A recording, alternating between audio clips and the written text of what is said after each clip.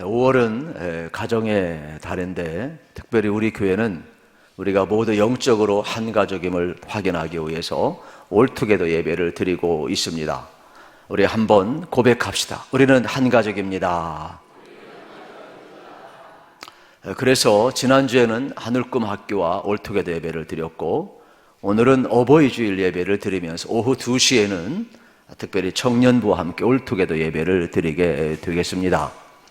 그리고 다음 주에는 우리 중고등부 학생들과 함께 올투게더 예배를 드리게 되겠습니다. 그래서 혈육적인 가족만 가족이 아니라 정말로 예수의 피를 나는 우리가 영적으로 하나님을 아버지라고 부르고 있고, 우리는 그의 백성이요 그의 자녀이기 때문에 우리 모두가 한 가족임을 확인하는 것이 매우 중요함을 우리는 다시 한번 발견을 하게 되는 겁니다. 그래서 오늘 예배를 통하여서 저는 여러분들의 삶의 자리에 우리가 한 가족임을 다시 한번 각인시켰으면 참 좋겠다, 그런 생각을 하고 있습니다. 그리고 이 예배를 통해서 여러분들이 하나님이 우리에게 가까이 오듯이 우리도 하나님 앞에 가까이 갈 수 있기를 축복합니다. 그리고 우리 하늘소리 중창단이 참 이렇게 부모님의 은혜를 생각하면서 귀한 특송을 불렀지 않습니까? 저 자신도 준비를 했는데 부르면 실례될 것 같아가지고 우리 가사를 한번 다시 음미해 보면 이런 내용이 되겠죠. 나실제 괴로움 다 잊으시고 기르실 때 밤낮으로 애쓰던 마음 진자리 마른 자리 다 갈아내시며 손발이 다 닳도록 고생하시네. 하늘 아래 그 무엇이 높다 하리요 어머님의 희생은 그지없어라. 참 찬양을 잘하더구만요. 이 어머님의 은혜, 어머님의 마음, 부모님을 생각하면 여러분 눈물이 글썽거리지 않은 사람은 아무도 없을 거예요. 세상에 수많은 아름다운 단어가 있지만 어머니라는 단어, 아버지라는 단어만큼 숭고한 단어가 어디 있겠습니까? 우리가 일평생 불러도 다음이 없는 그 이름이 되겠죠. 그래서 세상이 아무리 삭막해져 가도 마지막 어떻게 보면 훈훈한 사랑의 대명사가 있다면 그것은 바로 어머니, 아버지일 것입니다. 우리 인생길 걸어가면서 많은 어려움이 있을 때가 있습니다. 그러나 마지막 부를 이름, 어쩌면은 어머니일지도 모릅니다. 그래서 영화 같은 한 장면을 보면 막 어떻습니까? 총알이 날아오는데 총탄에 맞아 죽어가면서도 마지막 병사가 부른 이름이 뭐예요? 애인 이름이든지 어머님 이름 아니겠습니까? 그만큼 이 어머니라는 단어는 우리 인생에서 가장 숭고한 단어로 자리를 잡고 있습니다. 저도 어릴 때 이제 교회도 다니고 또 아무래도 이쪽에 익숙하다 보니까 교회에서나 학교에서나 잘하건 못하건 저희 같은 사람들을 이렇게 세워가지고 노래를 부르게 했어요. 그래서 그때에는 높고 높은 하늘이라 말들 하지만 나는 높은 게 또 하나 있지. 낳으시고 기르시는 어머님 은혜 푸른 하늘 그보다도 높을 것 같아. 이러한 노래를 막 불렀거든요. 여러분은 안 믿기시는 것 같아요. 그런데 저는 리얼입니다. 그래서 전교생 앞에서 막 멋모르고 불렀죠. 지금 부르라고 하면 안 부를 텐데 그때는 그냥 선생님이 시켜주니까 하라고 하니까, 또 교회 다니는 아이들은 못해도 이렇게 잘하는 것처럼 보이는 게 있어요. 그래가지고 노래했던 적이 있는데 그때는 아무 의미 없이 불렀어요. 아, 이런가 보다. 참 부모님 은혜 좋은가 보다. 그런데 부모님이 다 하나님 나라 가시고 지금 가만히 생각해 보면 참 이 의미가 얼마나 그냥 가슴에 이렇게 와 닿는지 모르겠어요. 그래서 어머님의 사랑과 마음은 참 지상에서도 가장 아름다움을 우리가 보게 되는 것이죠. 우리가 흔히 그러지 않습니까? 여자는 약하지만 어머니는 강하다. 그런 것 같아요. 악한 자식은 있어도 악한 부모는 없어요. 자식은 부모를 버려도 부모는 절대로 자식을 버리지 않아요. 고아가 왜 있느냐? 억지 해석 같지만 의미 있는 하나 해석이 있어요. 그건 뭐냐? 내 형편이 안 되고 내 자식이 잘 되기를 바라는 그 마음이 밑바탕에 깔려 있기 때문에 그런 거예요. 6.25 때 저는 그 6.25 경험한 세대는 아니잖아요. 어릴 때부터 목사님들 통해서 부흥 강사 통해서 맨날 듣는 18번이 레파토리가 뭔지 아십니까? 선교사님들이 이 땅에 왔는데 6.25를 거치지 않습니까? 그런데 6.25 피난길에 다리 밑에서 아기 울음소리가 들리는 거예요. 가보니까 아기가 없어요. 그런데 아기 울음소리를 찾아가 보니까 그 위에 한 여인의 시체가 있는 거예요. 들춰보니까 어머님인 거예요. 여러분, 갑자기 비행기가 나타나서 총탄을 그냥 세례를 쏟아부을 때 본능적으로 어머니는 어떻게 하는 겁니까? 자기 자식을, 어린 자식을 품에 안는 거예요. 자기는 맞아 죽어도 아이의 생명을 살리는 게 이게 어머니예요. 그래서 이러한 그 하나님의 사랑과 어머님의 사랑에 대해서 아주 저는 그냥 어릴 때 기가 막히게 들었어요. 오늘도 마찬가지가 되겠죠. 그래서 어떻게 보게 되면은 항상 어머님은 살아서도 자식을 품에 삼고 죽어서도 자식을 품에 품고 죽는 것이 부모님 아니겠습니까? 그래서 결국 인류는 어머니 마음에서 싹신하고 열매를 맺게 되는 것이죠. 이 세계의 역사는 뭐냐? 다 어머님의 역사죠. 그런데 여러분, 문제는 뭐냐면 어머님의 사랑에 메말라 버리면 인류의 인간미도 사라질 수밖에 없다는 것입니다. 그런데 오늘날 비극이 뭐냐? 어머니가 없는 시대를 지금 우리가 살아가고 있어요. 산모는 있고 보모는 있는데 어머니는 점점 없는 시대에 살아가고 있습니다. 오히려 따뜻한 어머님의 그 젖가슴은 사라져가고 냉혈동무가 되어가고 있다는 사실입니다. 어머님의 따뜻한 가슴에서 사랑을 흘려주는 그 생명의 젖을 먹지 못하고, 죄송한 표현을 좀 쓸게요, 소젖을 먹고 자라야 되기 때문에 인간미가 상실됐다고 있다는 이 표현을 가볍게 넘겨서는 안 됩니다. 날 때부터 어머님 품에서 어머님의 따뜻한 가슴을 고향 삼고 어머니의 사랑의 재치를 맡으면서 자라야 하는데, 소독 냄새 맡고 침대 위에서 외로이 자라나다 보니까 개인주의로 인격이 형성되고 있다고 이야기를 합니다. 그래서 오늘 우리가 정말로 회복해야 될 것이 있다면 어머님의 모성애도 회복해야 되고 부모님을 향한 효도도 회복을 해야 합니다. 참된 효자는 올바른 부모 밑에서 나오게 되어 있어요. 부모가 자녀를 양육하면 올바른 방향으로 갈 수밖에 없어요. 여러분, 참여로고슨 어거스틴 기억하시죠? 그 방탕한 생활을 했지만 어머니 모니카의 기도로 돌아오잖아요. 그런 이러한 고백을 합니다. 나는 어머니 무릎에서 하나님을 배웠고 어머님의 눈물과 기도로 나를 탕자의 길에서 아버지 집으로 돌아오겠다. 하나님은 나를 살리기 위하여 우리 어머님을 먼저 보내주셨고 나를 하나님의 사람으로 인도하시려고 어머니 학교에서 자라게 했다.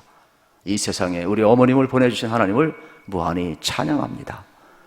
여러분, 우리도 똑같은 것 아니겠습니까? 저는 여러분들이 부모님 앞에 효도할 수 있기를 축복합니다. 이 세상에 받은 은혜가 많지만 부모님의 은혜만큼 큰 은혜는 없어요. 그래서 하나님의 은혜 다음으로 가장 큰 은혜가 뭐냐? 부모님의 은혜가 되겠지요. 아무리 세상에 값진 것이 있다 할지라도 부모 사랑만큼 값진 것은 없어요. 그 은혜 우리가 보답할 길은 사실 없지요. 이 은혜를 생각하며 우리가 참 살아야 하는데, 우리가 즐겨 외우는 시조 한가운데 이러한 내용이 있죠. 어버이 살아 실제 섬기려다 다하여라. 지나간 후면 애달다 어이하리. 평상에 고쳐 못할 일 이뿐인가 하노라. 사실 여러분, 살았을 땐 잘 모르죠. 돌아가셔야 알게 되는데 가장 어리석은 게 뭐예요? 돌아가셨을 때 제사상 차려놓고 우는 자들, 초상집에 가보면 막 아이고 우는 사람들, 내가 그들의 슬픔을 폄하하는 게 아니에요. 정말로 효도는 살았을 때 하셔요. 우리 옆 사람한테 한번, 육신의 부모 살아있으면 육신의 부모한테 잘하시고, 육신의 부모가 하나님 앞에 다 돌아가시면 영적인 우리 교회 어르신들 부모님이 있잖아, 영적인 부모에게 잘했으면 좋겠어요. 자, 우리 옆 사람한테 축복합시다. 살았을 때 효도합시다. 가장 좋은 효도는 천국 가게 해드리는 거예요. 이 땅에서만 잘 되고 천국 못 가면 뭐합니까? 그러므로 여러분들이 꼭 복음을 전해서 예수님을 믿게 하고 영생을 선물로 여러분들이 받게 해야 하는 것입니다. 우리 에베소 6장 1절 3절 같이 읽겠습니다. 자녀들아, 너희 부모를 주 안에서 순종하라. 이것이 옳으니라. 내 아버지와 어머니를 공경하라. 이것이 약속 있는 첫 계명이니 이는 내가 잘되고 땅에서 장수하리라. 아멘. 이거 믿으십니까? 제가 원고에 없는 내용 한두 가지 이야기해야 되겠어요. 왜 효도해야 되죠? 많은 이유가 있지만 첫째는 부모님을 위해서 효도해야 돼요. 우리가 어릴 때 능력 없었을 때 어떻게 했어요? 입히시고 먹히시고 재우시고 공급하신 분이 누구예요? 부모님이에요. 그래서 어른들도 자녀가 먹이고 입히고 여러분 모든 필요함을 공급하지 않으면 생활할 수가 없어요. 그래서 효도는 사회 경제학적으로 해석을 하면 부모님을 위해서 효도하는 거예요. 두 번째로 왜 효도해야 되느냐? 여러분, 행복한 가정, 사랑의 가정을 만들기 위해서 효도를 해야 돼요. 부부간에 아무리 금실이 좋아도 효도하지 않는 가정은 절대로 행복할 수 없어요. 부모님과의 관계가 깨지니까 그 잘못된 것을 남편에게 투영하고 아내에게 투영하는 거예요. 여기 계신 분들 친정 부모님에게 잘하듯이 시댁에게 똑같이 잘하시기를 축복합니다. 그러면 관계가 회복이 돼요. 친정 부모님은 편한데 시어머님은 아무리 잘해도 한 달에 이 시자가 들어가지고 시금치도 먹기 싫은 사람도 있는데 그걸 뛰어넘어야 돼요. 똑같이 하면 남편이 그걸 알아요. 그래서 이건 공동체적인 해석이에요. 그렇기 때문에 여러분들이 부모님 앞에 잘하면 부부관계 금실이 좋아요. 자녀가 그걸 봐요. 그래서 또 효도하게 되는 거예요. 그리고 세 번째는 나를 위해서 효도해요. 왜요? 하나님이 부모 공경하고 순종하고 여러분 효도하면 땅에서 잘 되고 장수의 복을 준다고 그랬어요. 우리가 이 복을 받으시기를 축복합니다. 그래서 이 예배가 마치는 순간에 우리는 예수의 영으로 충만했으면 좋겠고 여러분의 가정이 정말로 효도하는 가정으로 복 받으시기를 축복합니다. 성경 속에 보게 되면은 예수님과 친한 분들이 많이 있지요. 우리가 1차적으로 생각하면 제자, 12제자를 부르셔서 사람 낳는 어부가 되게 해주셨죠. 그런데 과연 이들을 친하다고 할 수 있을까? 그렇지 못해요. 왜냐하면 예수님이 붙잡혀갈 때 다 부인하고 도망갔거든요. 그들을 어떻게 친하다고 이야기할 수 있겠어요? 심지어 가룟 유다 같은 경우는 돈주머니를 관리하다가 어떻습니까? 자기 기대하고 다르니까 은 30 예수님을 팔아버리잖아요. 안면 몰수하고 왜 은 30에 팔아? 은 3만 정도 팔아버렸지 이렇게 해야지. 창피하게 말이에요. 그러니까 이들은 친하다고 볼 수가 없어요. 그런데 예수님의 제자가 아니지만은 늘 예수님의 마음속에 있고 친근함을 가진 사람들이 등장을 하는데 그건 바로 베다니에 사는 삼남매예요. 우리가 잘 아는 나사로, 마르다, 마리아가 되겠죠. 이들은 정말 주님과 가까운 사이였어요. 그래서 오늘 본문 누가복음 10장 38절에 보면은 이러한 내용이 나오죠. 우리 같이 한번 읽겠습니다. 그들이 길 갈 때에 예수께서 한 마을에 들어가심에 마르다라 이름하는 한 여자가 자기 집으로 영접하더라. 아멘. 예수님이 길 가고 있어요. 베다니를 지나고 있어요. 그런데 마르다가 예수님 들어와서 식사하고 가세요. 오케이 하라고 들어갔어요. 여러분 이게 쉬운 일입니까? 제가 지나가는데 목사님 우리 집에 들어와서 밥 먹고 가세요. 숟가락 한 자 얹으면 됩니다 하는 사람은 한 사람도 없더라고. 밥 먹자고 식당 가자는 사람은 많아요. 그런데 자기 집으로 들인 사람은 별로 없더라고. 그건 뭘 의미하는 거예요? 친하다라는 거예요. 평소에서 친하기 때문에 마르다가 서스럼 없이 예수님을 자기 집에 초대하고 있음을 보게 되는 것입니다. 그렇습니다. 이 장면은 아무리 생각해도 처음 장면은 아니죠. 많이 지나다녔고 또 그것을 다 기록할 수 없으니까 이 한 부분을 저는 기록했다고 보게 되는 겁니다. 또 예수님도 부담감 없이 들어가는 모습을 보면 참 아름답습니다.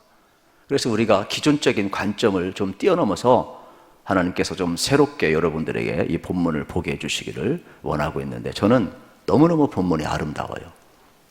그 다음 이어지는 장면은 더 미소를 짓게 하고 있어요. 여러분 집에서 우리 자녀를 키울 때 어떻습니까? 이렇게 가만히 보면 아무것도 아닌 것 같은데 오손도손 토닥토닥거리며 투정거리는 아이들의 모습 있잖아요. 그게 보이거든요. 예수님이 들어왔어요. 이제 앉아 있어요. 마르다는 음식 솜씨가 좋아요. 그래서 부엌에 가서 열심히 일을 해요. 또 그런데 마리아는 좀 나이가 어려요. 그래서 예수님이 발치 앉아가지고 제 생각이 그래요. 이렇게 두 손을 딱 켜고 예수님을 바라보면서 초롱초롱하게 보고 있어요. 여러분, 이게 친하지 않고는 불가능해요.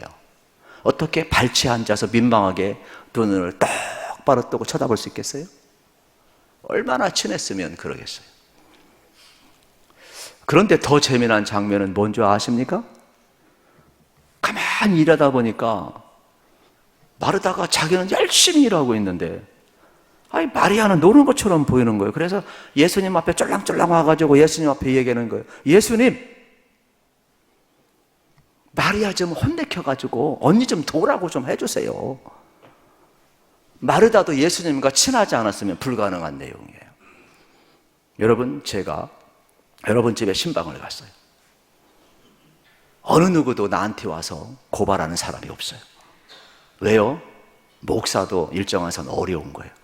예수님이 유명한 분이시고 예수님이 그 집에 신방을 왔지만은 예수님과 일정한 거리가 있다면 역까지 올라왔어도 말은 못해. 왜? 체면상 말 못하는 거예요.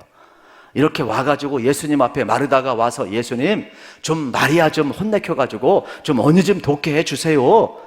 예수님 내 모습 안 보여요? 나 혼자 너무 벅차요. 나도 예수님하고 가까이 있고 예수님 말씀도 듣고 싶고. 이런 투정을 부릴 수 있는 모습 재밌잖아요.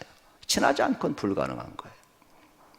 근데 예수님은 약간 더 이 마르다와 마리아 모습이 이뻐 보였나 봐요.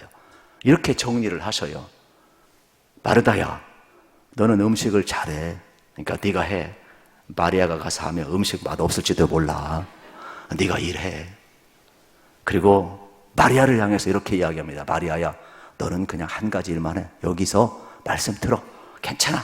너는 나중에 해도 돼. 이렇게 정리를 해버리셔요. 여러분, 이 내용을 보면은 여러분들이 약간만 시각을 바꾸게 되면은 얼마나 친밀했으면 이러한 내용이 나왔는가를 우리는 본문을 통해서 발견을 할 수가 있게 되겠습니다. 그렇다면 이러한 모습, 서로가 서스럼 없이 이야기할 수 있고 또 투정까지 부릴 수 있을 정도라면 정말로 친한 것 아니겠습니까? 저는 이 모습을 보면서 예수님도 친정오라비처럼 그들에게 있는 그대로 자연스럽게 이야기하고 있고, 또 마르다를 향해서, 마리아를 향해서도 그냥 한 가지 일만 해도 족하니까 마르다야, 너는 네 일 하는 것으로 충분해. 네가 일하려면 내가 밥을 먹을 수 있겠냐? 그냥 마리아야, 너는 아직 어리지? 넌 지금 말씀 듣는 하나만으로 충분해. 이게 사랑하지 않고서는, 친하지 않고서는 할 수 없는 말들이에요. 결국은 이 모습이 저는 왜 이렇게 아름답게 보이는지 몰라요. 그렇습니다. 오늘 이 말씀을 전하면서 저는 우리가 꼭 한 가지 기억했으면 좋겠어요. 예수님과 이 삼남매의 관계가 친밀한 관계였던 것처럼 예수님과 여러분도 친밀하시기를 축복합니다. 또 우리 교회가 예수님과 친밀할 수 있기를 축복합니다.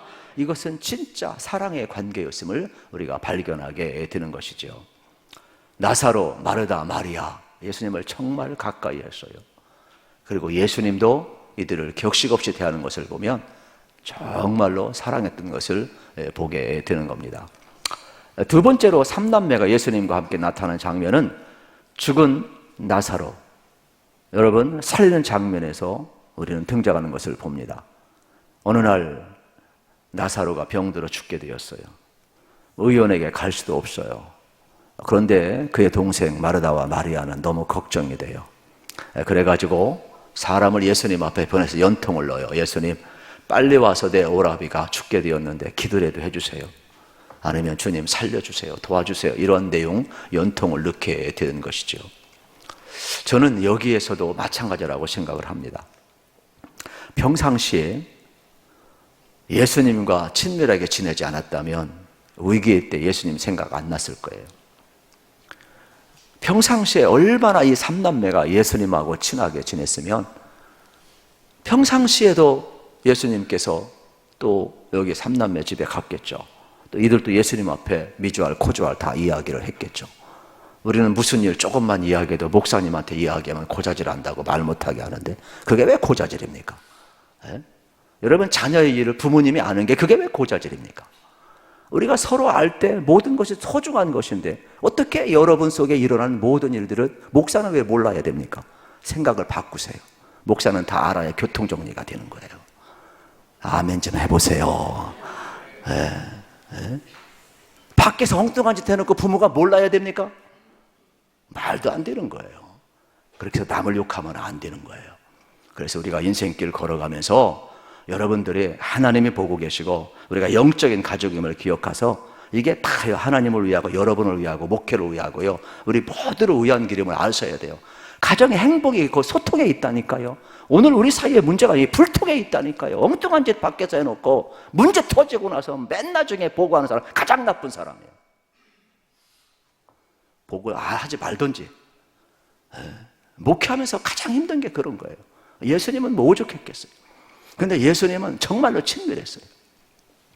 그래서 예수님도 삼남매 사정을 잘 알고 삼남매도 맨날 예수님 앞에 가서 미주알, 코주알 다 이야기하고 있죠.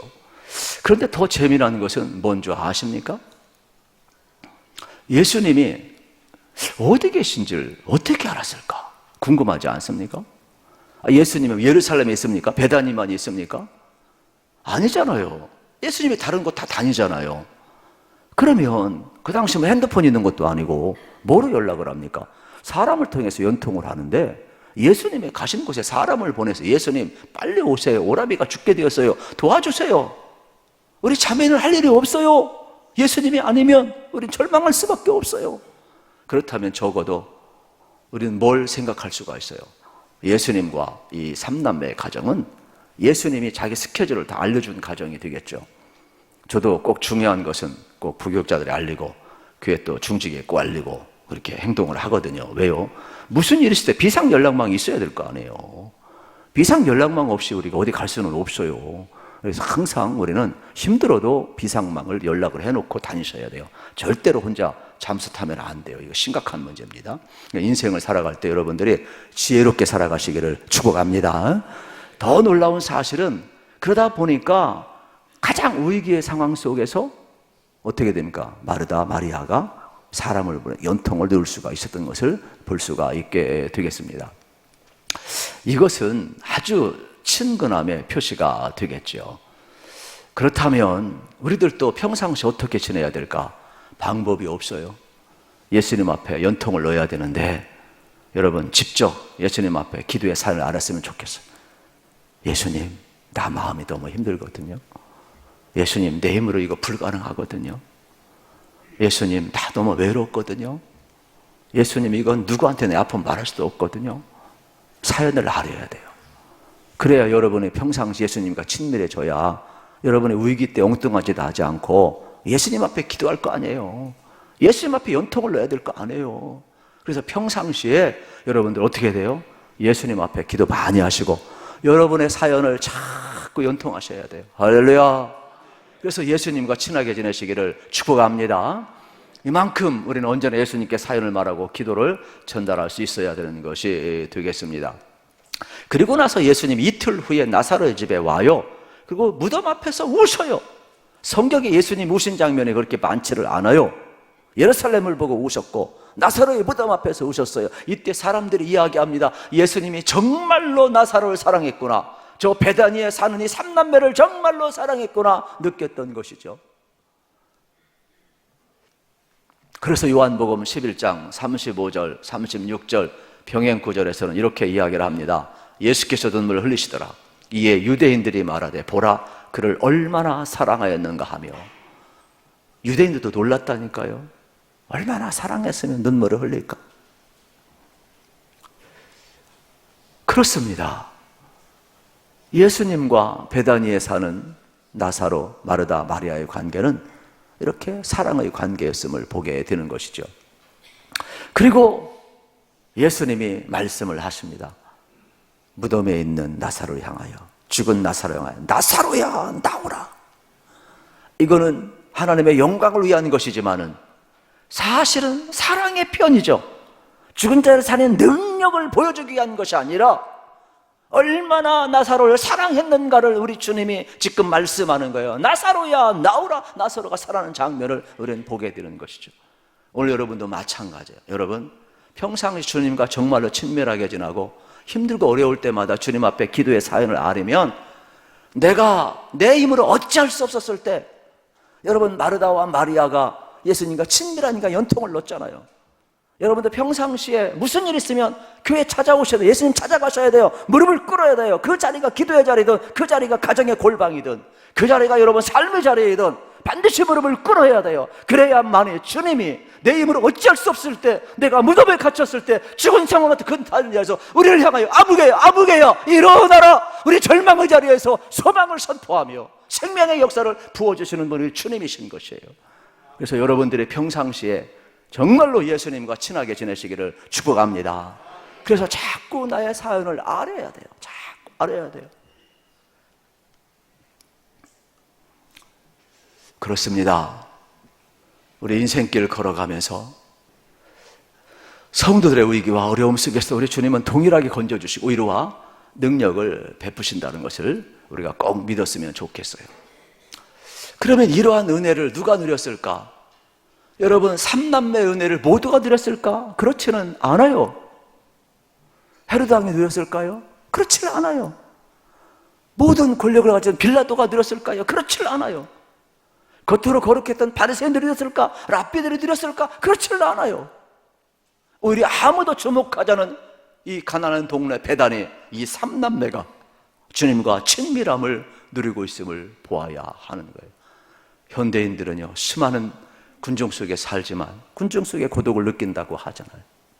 우리가 신앙생활을 같이 하면서도 여러분 정말로 우리 성도가 서로 교제를 좀 나누시고 서로 위로자가 되시고 우리가 영적인 가족임을 좀 깨달아 알으시기를 우리 주님의 이름으로 축복합니다. 물론 우리 주님께서 여러분을 위로하게 될 겁니다.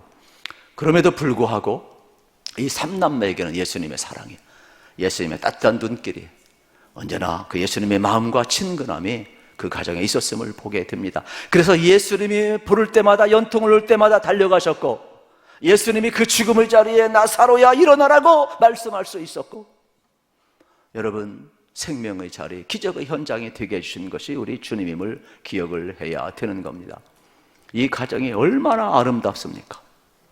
여러분의 심령과 가정에 우리 주님이 오셔서 좀 통일하게 눈물 흘리신 주님, 말씀하시는 주님, 위로하시는 주님, 우리의 손을 붙드시는 주님, 우리 함께 하시는 이 주님이 여러분 꼭 느껴지시기를 축복합니다.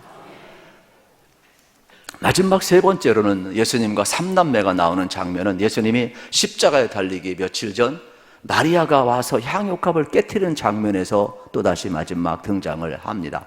마태복음 26장 7절입니다. 같이 읽겠습니다. 한 여자가 매우 귀한 향유 한 옥합을 가지고 나와서 식사하는 예수의 머리에 부으니. 아멘. 여러분, 여기 한 여자는 보통 마리아로 해석을 합니다. 향유컵을 가지고 와서 예수님의 머리에 붓고 있어요. 예수님은 이제 잠시 후면, 한 주 후면 우리가 이야기하는 고난주간을 보내고 있지요. 십자가에 못 박혀 죽습니다. 마지막 누구하고 보내고 싶을까? 평상시 따지고 대든 사람하고 보내고 싶은 사람은 아무도 없을 거예요. 내 마지막 시간을 송두리째 주어도 아깝지 않을 그 사람, 그로 인해 나의 마지막에 채워지고 빛날 수 있다면 정말로 순수한 사랑을 나누고 싶은 그 사람하고 마지막을 보내고 싶지 않겠습니까? 그래서 우리가, 여러분, 가족이 있다는 것은 마지막 보류가 되는데, 우리 임종을 앞둔 사람이 있을 때 가족들이 가까이에서건 먼 데서건 외국에서건 막 달려오잖아요. 그게 가족이거든요. 십자가를 앞둔 예수님 마지막 한 주간 베다니에서 보내고 있다는 것은 의미심장한 내용이 되겠어요. 물론 객관적인 이유도 있어요. 예루살렘과 베다니의 거리는 2km밖에 안 돼, 5리밖에 안, 10리가 안 되거든요. 그러면 아침에 갔다가 여러분 얼마든지 머물 수가 있어요. 또 피곤하면 베다니에서 잠을 잘 수도 있어요. 그리고 또 아침에 예루살렘에 올라올 수가 있어요. 그리고 다른 지역을 거점 삼아 갈 수가 있어요. 어떤 지리적인 이점도 분명히 학자들은 있다라고 이야기를 합니다. 그러나 우리가 깊이 있게 생각을 해보면 평상시 얼마나 친하게 지냈으면 자기 마지막 생애를 여러분 삼남매와 보내고 싶었을까 생각을 우리가 하게 되는 것입니다. 그렇습니다. 이 장면을 보면 인간의 연약함을 다 겪으시고 외로움도 눈물도 경험하시면서 우리가 똑같이 성경을 같이 계시고 계시다가 십자가를 앞두고 마지막 한 주간을 사랑이들과 보내는 모습을 보면 정말로 짠합니다. 마지막 한 주간 나병에서 나온 베다니 시몬의 집에 머물고 계실 때 마리아가 와서 예수님의 머리에 향유를 붓잖아요. 이것을 성경은 뭐라고 이야기하느냐? 예수님의 장사를 준비했다, 자기의 전부를 쏟았다라고 이야기합니다. 이것을 모르는 가룟 유다는 책망을 하죠. 아깝다고. 왜 낭비하냐고. 팔아서 가난한 사람 주면 좋겠다고. 예수님은 가룟 유다를 딱 가로막고 책망을 하죠. 그냥 놔둬라. 여인은 나의 장사를 준비했느니라. 복음이 전파되는 곳에마다 이 마리아가 향유값을 깨뜨려 이 사건은 영원히 전파되리라 그랬어요. 가룟 유다 이야기도 영원히 전파되고 있지만, 예수를 배반한 이야기로 전파되지만, 마리아 이야기는 자기 전생애를 바친 여인으로 전파되고 있어요. 저는 여러분의 생애가 예수님과 정말로 친해져서 정말로 마리아처럼 삼남매처럼 이런 아름다운 스토리가 전해질 수 있기를 축복합니다. 결론을 좀 내리고 싶어요. 여러분, 우리는 어떻게 살아야 될까? 정말로 삼남매처럼 살았으면 좋겠어요. 그래서 우리가 고백했으면 좋겠어요. 예수님과 우리는 한 가족인 줄로 믿습니다. 여러분들 주님의 한없는 사랑받기를 축복합니다. 죽은 나사로가 살아난 그 은혜, 여러분의 가정도 예수의 이름으로 일어나시고 살아나시기를 축복합니다. 그렇습니다. 향유를 부은 이 아름다운 헌신, 우리도 우리의 전생애를 바쳐도 아깝지가 않죠. 주님과 우리 사이에 막힘이 없어야 돼요. 막힘이 있었다면 못 가죠. 그런데 예수님과 삼남매 사이는 막힘이 없어요. 오라 하면 오고 가라 하면 가고, 형편이 넉넉하지 않았는데도 이렇게 개방된 마음, 개방된 가정, 서로 교류가 이루어지고 있잖아요. 얼마나 아름다운지 몰라요. 성경에 보면 이리적인 만남이 되게 많아요. 그러나 진짜 예수님과 친밀한 사람은 지속적인 만남을 갖게 되는 겁니다. 이리적인 만남을 통해서 그들이 기적을 체험하고 능력을 체험하셔도 전부 다 하나님의 쓰임을 받지 못합니다. 하나님의 앞에 쓰임받는 사람들을 보면 전부 다 주님과 이리적인 만남을, 지속적인 만남으로 바꾼 사람만이 주님 앞에 쓰임을 받고 있음을 우리가 기억을 해야 되는 겁니다. 그래서 여러분도 마찬가지예요. 남은 생에 주님과 지속적인 만남을 가지시고 친하게 지내시기를 우리 주님의 이름으로 축복합니다. 그렇다면 우리도 다음 연도에 어버이 주일을 맞이하고 5월달을 맞이할 때는 우리의 사랑에서 들어가 있었으면 좋겠어요. 제가 그래서 1부, 2부, 3부 말씀을 전하면서 오늘 또 이제 4부도 해야 되겠지만은 동일하게 내년도에는 정말로 예수님과 친밀한 우리의 사랑의 스토리로 한번 꺼내봤으면 좋겠다. 그러한 은혜가 꼭 주어지기를 축복합니다. 그래서 여러분들이 정말로 주님을 사랑하고 주님도 여러분과 언제나 함께하는 이 아름다운 모습이 우리에게 나타났으면 참 좋겠어요. 그래서 오늘 예배를 마치고 여러분 속에 예수님이 충만하기를 축복합니다. 효도가 회복되기를 축복합니다. 우리 자녀를 믿음으로 사랑으로 잘 양육하셔서 정말 주님 기뻐하는 이런 가정 되게 하셔서 행복한 가정 이루시기를 우리 주님의 이름으로 축복합니다.